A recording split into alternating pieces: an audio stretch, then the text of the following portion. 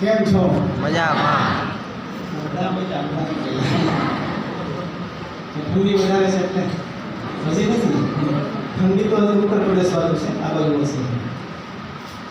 તો આજ આરસીએમમાં એક સેમિનાર, જે એક મિશન, એક અભિયાન આ દેશને રોગમુક્ત, બેરોજગારી મુક્ત, સ્વાવલંબન એ અભિયાનના નામે છેલ્લા 25 વર્ષથી ભારતની અંદર રન કરે છે.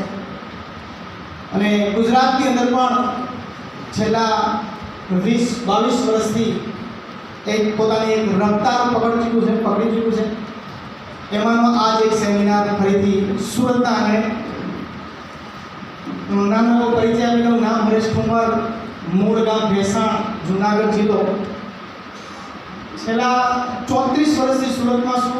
18 વર્ષથી આરસીએમની સાથે એક સેવાનો મોકો મળ્યો, શીખવાનો મોકો મળ્યો, આગળ વધવાનો મોકો મળ્યો. જ્યારે આજથી 34 વર્ષ પહેલા જ્યારે હું સુરતની અંદર આવ્યો, એકદમ નાની ઉંમરે, જ્યારે મારી ઉંમર ભણવાની હતી, મારી ઉંમર રમવાની હતી, પણ ઘરની એક નાજુક પરિસ્થિતિ, ખેતીવાડી બિલકુલ નહીં પહેલેથી, દાદા વખતથી, એમાં મારા પપ્પાને એક હાથ નહીં, એક્સિડન્ટના કારણે હાથ કપાઈ ગયો. એની સાથે સાથે બીપી અને ડાયાબિટીસના શિકાર બન્યા. 1993 ની અંદર એવું કીધું કે હવે હું ભણાવી નહીં શકું, કામે લાગવું પડશે. અને ત્યારે માત્ર એક જ વિકલ્પ હતો, આજથી 30-35 વર્ષ પહેલા સુરત ભેગા થઈ જાવ. હાલો, સાચું? એક જ વિકલ્પ, હીરા ગામમાં બેસી જાવ. અહીંયા એવો સુરતની અંદર હીરામાં કોઈ બેસાડ્યા નહીં, કારણ કે ઉંમર નાની હતી, મોઢું જોઈને ના પાડતી નહીં આવી રહી. પૈસાની જરૂર હતી. એ સમયે સુરતની અંદર દૂધ વેચ્યું, ક્વોલિટી દૂધની વેચી, ટોયલેટ ક્લીનર વેચ્યું. મારા નાના ભાઈએ ચાની હોટલમાં જઈને કપલેટ ધોયા.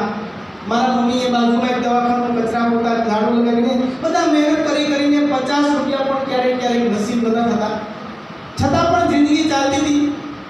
ધન્યવાદ દઈશ સુરત સિટીને, કર્મભૂમિને, કે જેમાં એક ડાયમંડ જેવું એક વર્ક આ દેશને મળ્યું, ગુજરાતને મળ્યું, ખાસ કરીને સૌરાષ્ટ્રને મળ્યું, એમાં મને પણ મળ્યું.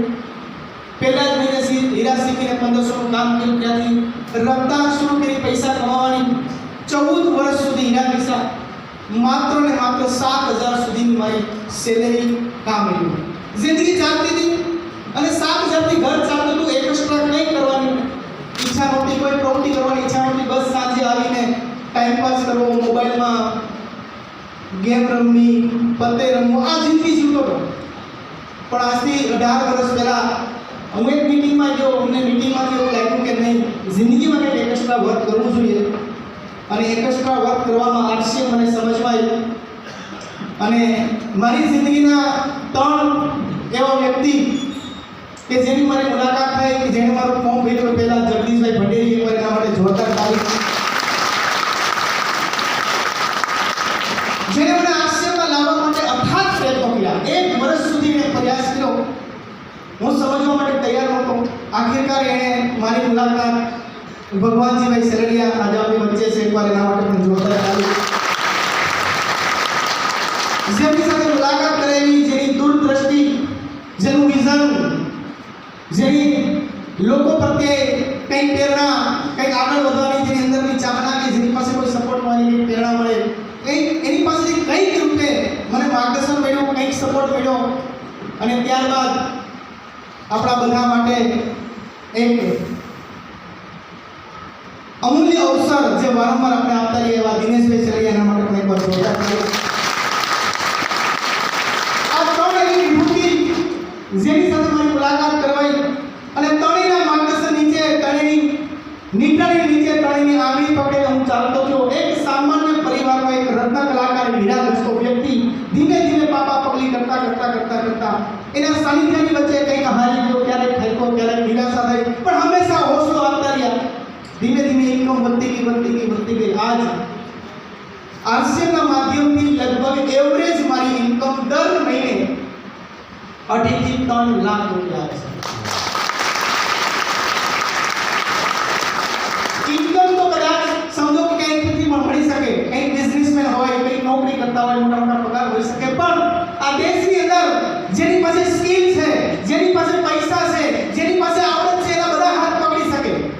પણ જેની પાસે કાંઈ નથી, અને એવા વ્યક્તિને જ્યારે આરસીએમ આંગળી પકડીને આગળ ચલાવે અને આજ અહીંયા તમારી સામે સ્ટેજ પર ઊભો રાખી દે, હું તો ત્યાં સુધી કહી શકું પૈસા તો છે જ, પણ કદાચ હું એ સમયે ભેડો હોત તો નોકરી હોત, ડિગ્રી હોત, પણ આરસીએમના માધ્યમથી 18 વર્ષથી મને જે શીખવા મળ્યું, મને જે જાણવા મળ્યું, હું આજ કહી શકું કે ભારતની એવી કોઈ યુનિવર્સિટી નથી કે આજ મને 18 વર્ષથી આરસીએમના માધ્યમથી જાણવા મળ્યું કે ભારતમાં કોઈ સ્કૂલ યા યુનિવર્સિટીમાં જાણવા મળે છે.